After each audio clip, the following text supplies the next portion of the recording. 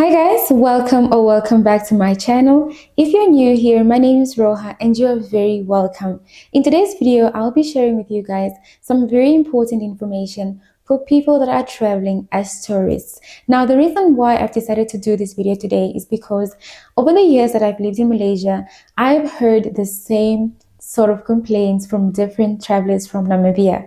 Not only myself, but also the embassy here. So because I've noticed that there's actually a trend in similarities, I decided to do these videos just to make you guys more aware of what is actually required from you.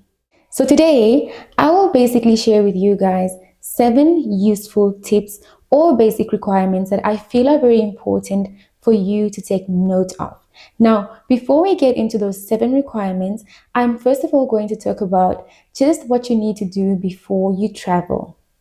Before you embark on your journey, what I would actually suggest is that you do a random Google search of the country where you're going to visit in terms of requirements. So if you know that you're traveling as a tourist, ideally you want to go on Google and ask a random question such as, what do I need as a Namibian tourist who would like to visit Russia? Or what requirements are there for a Namibian citizen that wants to travel to Russia as a tourist?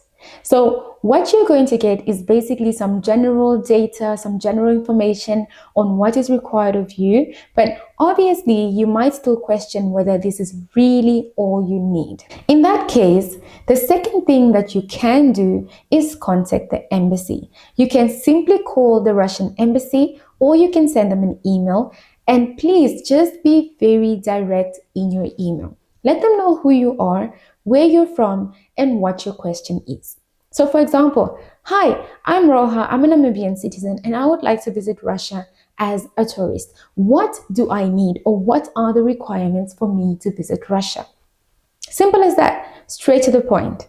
All right, now let's assume that there is no Russian embassy in Namibia. What do you do, or how do you contact them?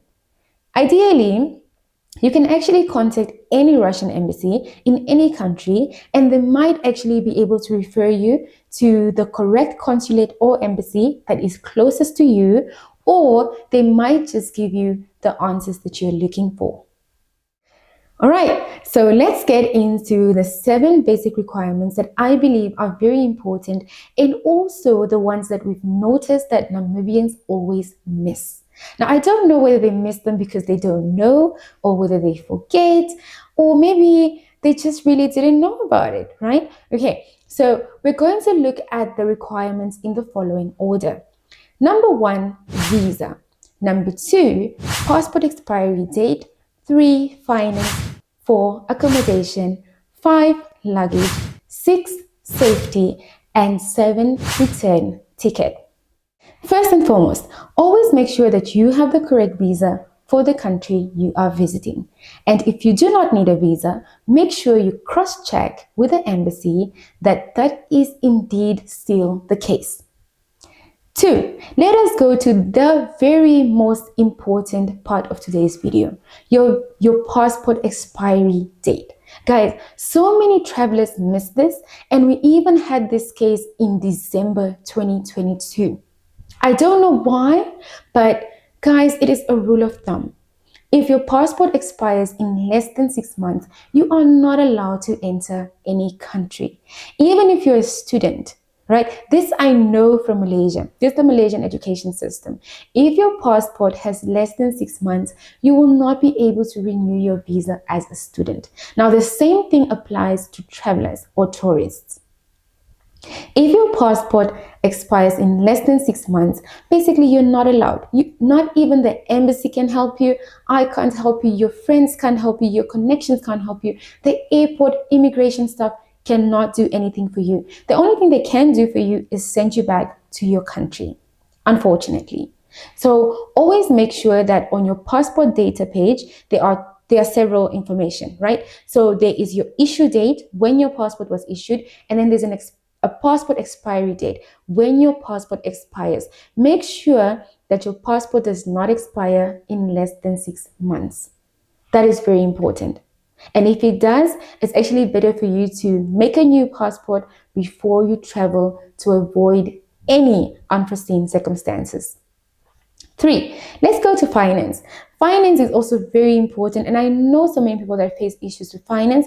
And one of the reasons why people actually face issues with finance is because they assume that it's okay or it's sufficient if you have money in your bank account, and it's sufficient if you've got a bank statement to prove it. Now, guys, I am here to tell you that that is not enough proof to any immigration officer. And the reason is because anyone can create a banking application. Anyone can edit a bank statement. So what they want from you is the physical cash. Now, I know some of you are wondering, Roha, how do I know how much I'm expected to have? Again, this brings us back to the first thing. Before you travel, what do? Do a random Google search. Ask Google, approximately how much do I need as a tourist to visit, let's say, Finland? They'll give you some general figures, but because you still won't be certain, give the embassy a call or send them an email and ask them, how much am I expected to present as proof of funds at the airport? Now, usually they give you a per day rate. So you take that rate and you multiply it by the number of days you intend to visit that country. Right. Accommodation. Very important, guys. Of course, you're a tourist, so definitely the question is, where are you going to stay? You can't tell me that you're visiting Namibia as a tourist and you have nowhere to stay. So usually there are two alternatives. One, you do have a host in the country you're visiting, and the host is going to send you an invitation letter. Now, an invitation letter is exactly what it states.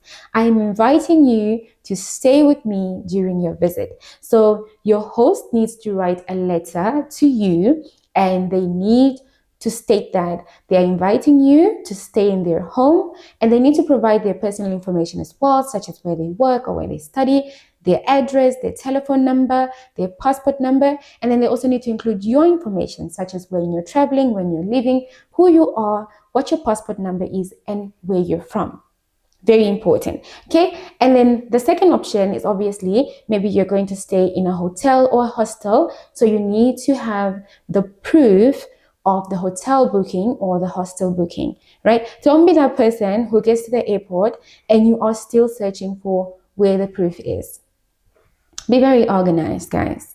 All right. Next, we are looking at luggage. Make sure that you follow the luggage requirements as per the airline that you're traveling with. Every airline has its different requirements, so make sure you follow that. Because if you do have excess luggage, you are going to either pay for it or you're going to leave it behind. All right. Next, safety. A few months ago, my friends and I visited a prison in Malacca, Malaysia, and guess what? Most of the prisoners had the same story. Someone gave me something to carry, I didn't know what was in the bag, and that's how I ended up in prison. You do not want to be that person, because when you get to the airport, the immigration officer does not care who gave you that bag, because to them, it is your bag. You should know what you're carrying. You should know what's in your bag, because when you checked in that bag, you didn't check it in under David's name or under Sarah's name. You checked in that bag under Roha. So whatever is in that bag belongs to you. So if they find anything illegal in there, that is on you, honey. Right. And then number 7, return ticket. You are a tourist. What does it mean to be a tourist? You are visiting a place and you are leaving. You are not staying there. You're not a student. You're not an expert. So obviously, at some point, as a tourist, you're leaving that country. And what better way to prove that you're leaving than having your return ticket? So very important, guys. Always have your return ticket with you so that they know that you are not someone who wants to just enter the country and stay there as an illegal immigrant and, as someone who's never leaving again. So do have your return ticket with you.